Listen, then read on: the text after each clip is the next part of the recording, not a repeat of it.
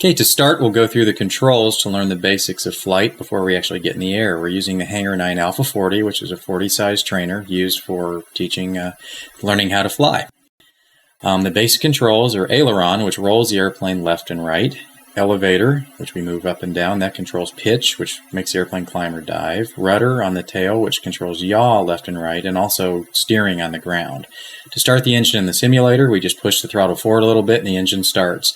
If we were actually at the flying field with the Alpha, we would actually use a nice starter and flip the propeller to start it. The rudder, as you can see, we use to steer the airplane on the ground. Because this is basic training, we're not going to worry about the rudder too much when we're in the air. We're going to use aileron and elevator primarily to control the altitude and steer the airplane around. Rudder we'll get into later.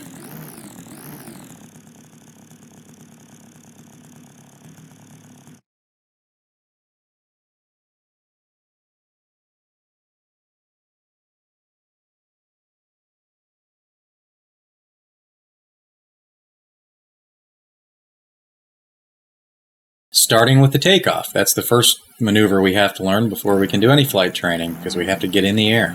Notice the first thing we did before we started the engine was run through all the controls. That's always good practice, whether it's your first flight or your 1 millionth flight. It can save airplanes. Just run through the controls, make sure everything's working. We don't have a bad servo. Also, make sure everything's working in the right direction. We could have been doing adjustments on the airplane and somehow inadvertently reverse something. So to take off, we line up on the runway, ease the throttle in, we steer a little bit with the left hand with rudder, and the airplane's up to speed. We ease back elevator and we're in the air. The airplane wants to fly itself. That's something I think, especially for newcomers, tend to over control and point the airplane in directions, just work too hard, because the airplane's on our side. It wants to fly. We just need to point it in the right direction, and it's going to fly for us. So we'll land and show kind of another variation. One of the more difficult things to learn when you first start is the orientation of steering. As the airplane's coming at you, we tend to want to steer the wrong way. So a good way to learn to take off is to walk to the end of the runway and stand behind the airplane instead of coming at yourself like we're doing right here. That way the airplane's going away from you, and it's a lot easier to keep left and right straight in your head. And we can worry about learning that orientation later. So again, it's up to speed, just a little bit of up elevator, and the airplane comes off the ground. It doesn't really take much. Some of the things we need to look out for, of course, is steering, to not oversteer on the ground, and also to not use too much elevator as we come off the ground. It just takes a little bit until the airplane rises, then return the stick to neutral. Too much elevator, the airplane will come off at too steep of an angle and could even take off very sharply and stall, and then come back down and end up crashing. So just concentrate on smooth controls and not over controlling.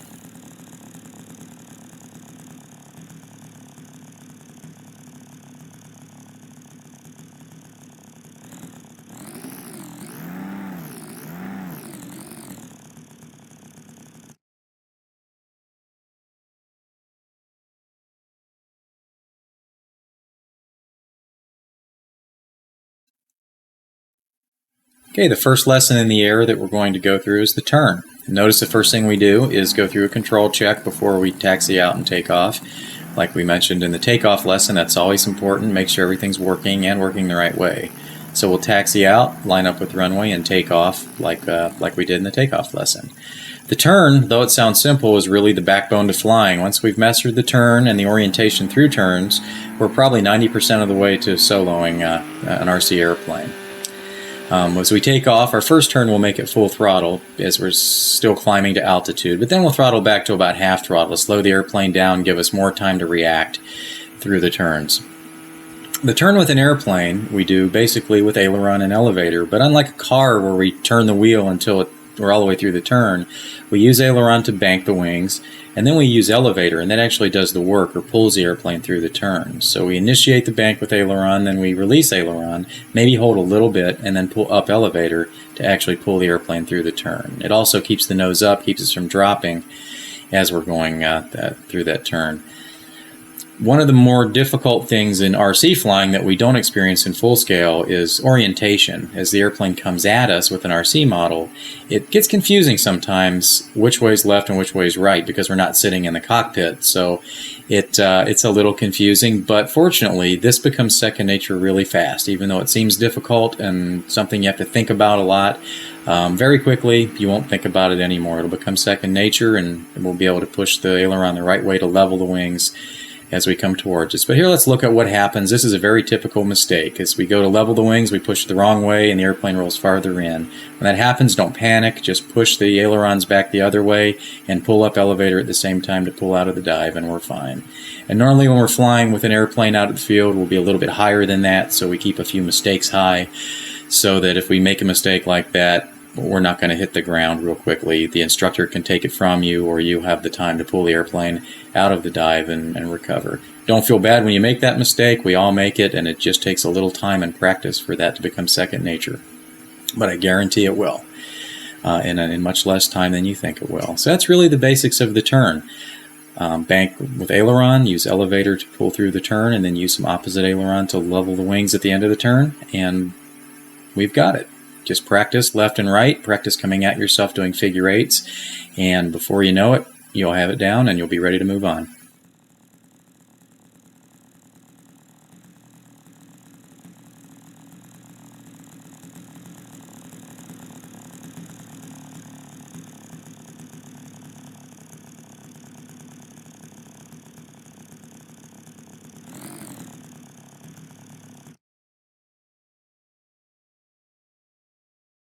Now we're going to talk about recovering the airplane from attitudes or situations where we're disoriented and the airplane's headed toward the ground and we're not quite sure what to do. Fortunately, with a trainer like the Alpha 40 or any trainer, when we design an airplane like this, we really design it to fly very stable and fly by itself. So here we'll take off and we'll climb to a high altitude, and this is the kind of altitude where we'd actually learn to fly if we were at the flying field with the Alpha. We like to stay a couple mistakes high so a mistake doesn't put the airplane into the ground right away. So we'll get into an attitude where we're just completely confused. It'd be typical. We roll the wrong way and the airplane's heading at the ground. All we have to do is just reduce the throttle and neutralize the sticks. Just let go of them. The Alpha, or any trainer for that matter, is designed to pull itself out. It knows how to fly, so let it do what it knows how to do best and just fly. Here we'll do it again, like that situation where we gave it wrong aileron in turn recovery. We roll completely upside down, just let go and throttle back. The Alpha will pull itself through, come out in an attitude where we are oriented with it again, and we can just take it from there and pick up where we left off. The key here is to not panic. And don't worry about it. Everybody does this. Everybody gets confused. But when you get confused and you get disoriented and the airplane's headed at the ground, don't try to recover when you're not quite sure what you're doing. None of us do when we start, but we all learn how to. The Alpha knows how to. It's just designed that way. So just neutralize the sticks and let it fly.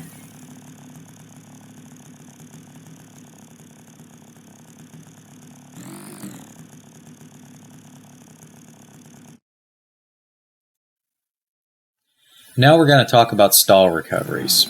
Stall recovery is a very important part of learning how to fly. With an airplane, unlike a car, when we talk about a stall, we don't mean that the engine quit. With an airplane, when it's in a stall or stalled attitude, the engine could be running, the engine could be dead or off. It doesn't matter. It isn't a statement that's relative to the engine. With an airplane, a stall is when the nose or the angle of attack reaches an attitude, normally nose high, and the airspeed is low to the point where the wing stops working. The wing won't lift anymore, and basically it quits flying. When that happens, like we'll show right here, even though we have up elevator, the nose drops towards the ground. The only way to recover when that happens is to release the up elevator, even though we're diving, and let the airspeed build back up. Once the airspeed is fast enough to fly, then we can pull a little bit of up elevator and recover from the dive. We'll show you again. The nose drops. We're going to lose altitude when we stall and when we recover, and that's okay. The improper way, and this is normally a panic situation, we'll show you now, is as we, again, slow down, pull the nose up, and the airplane stalls, the nose breaks, but we don't release the up elevator. When that happens, the airplane will just wobble and continue to fall towards the ground even though we're holding up, because it won't build airspeed back up to where it'll fly until we release the elevator. We'll show you again. We'll do the same thing. We'll pull the nose up, hold up elevator, and hold on to it. And you see the airplane starts to wobble and just fall towards the ground until, since we don't want to crash, we'll release the up elevator and let the airspeed come back up to where we can pull out. This is a very important part of flying. As we get into more advanced airplanes, it becomes even more important, because with a trainer like the Alpha, it's designed to stall straight forward and not do what's called a tip stall. With a more advanced or aerobatic airplane, it'll do what's called a tip stall, where instead of falling straight forward, it could actually flip upside down. When this happens on a landing approach or something, that's usually a crash. So we need to learn to not only recover, but also to recognize a stall coming so that it's a situation we can avoid altogether.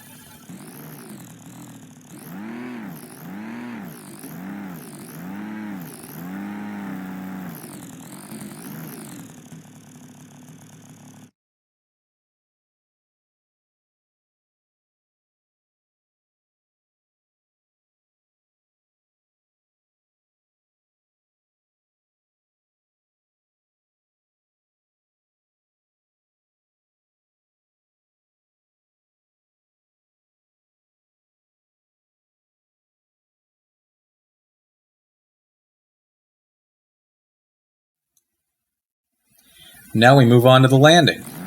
That's a very important part of learning how to fly, and something we have to do at the end of every flight. So let's go through some landing procedures and show some proper ways to land and some of the common mistakes that we make as we're learning how to land, or even as we're experts, some of the mistakes that we tend to make sometimes. So we'll line up with the runway and we take off into the wind. Takeoffs are always done into the wind.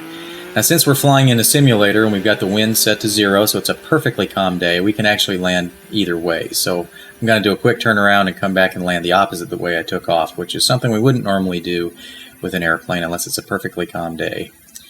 So we line up with the runway, we reduce the power, and we let the airplane sink at its own rate until it gets very close to the ground, and then we ease back up elevator, or what's called a flare. And basically, as we flare, we pull the nose up so that the main wheels touch before the nose, and we make a very smooth landing. We'll show you again. We'll throttle back, pull the throttle all the way off, and as we turn to line up with the runway, we just let the airplane sink at its natural rate.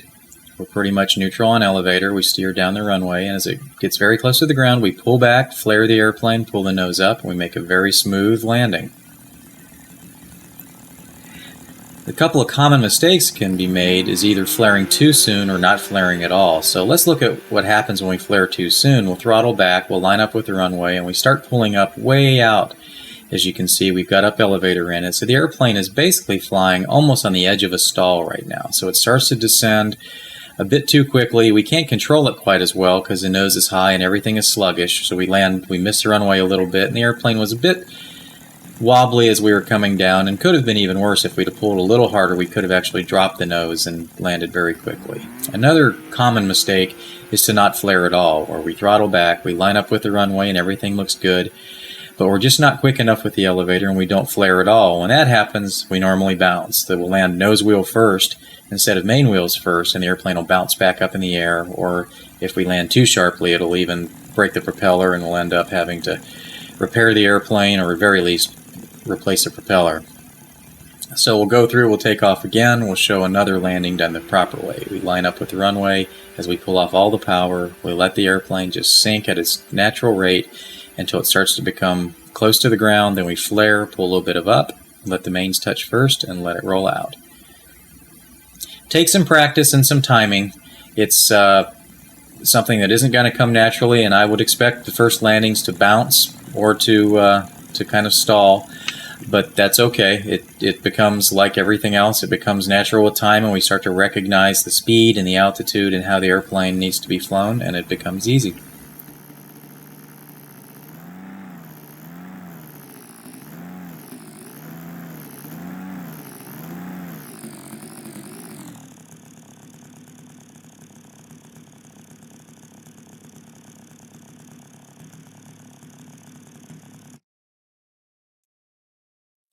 Well, now we've mastered the basics of flight, and all that has become second nature. Now it's time to have some fun.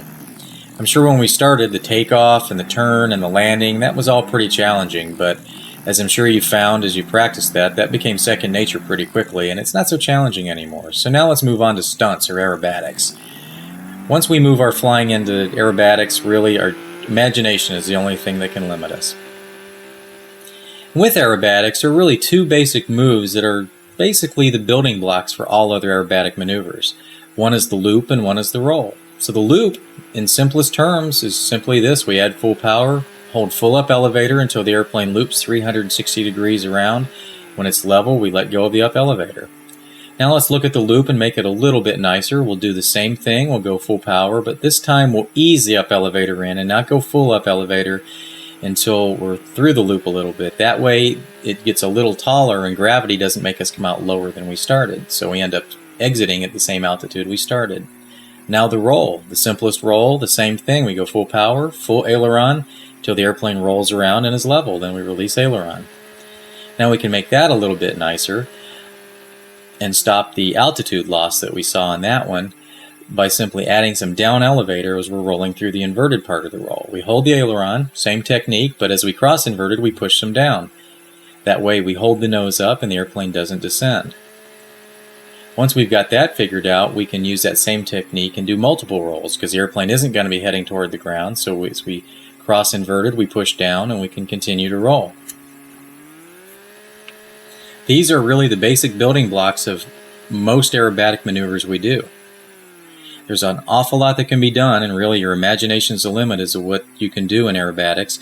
When you're ready to move on, you can choose another airplane, something more aerobatic, capable of precision flying or capable of 3D flying, and take these building blocks and use your imagination, link them together. Also, to learn some more advanced techniques in aerobatics, there's a series of lessons following this one on how to do all kinds of things from snap rolls to wild 3D maneuvers such as blenders and Harrier rolls. Once you get through those, you've really learned the secrets of some of the best pilots in the world, and it's just a matter of practicing, having a lot of fun, and seeing where your imagination takes you.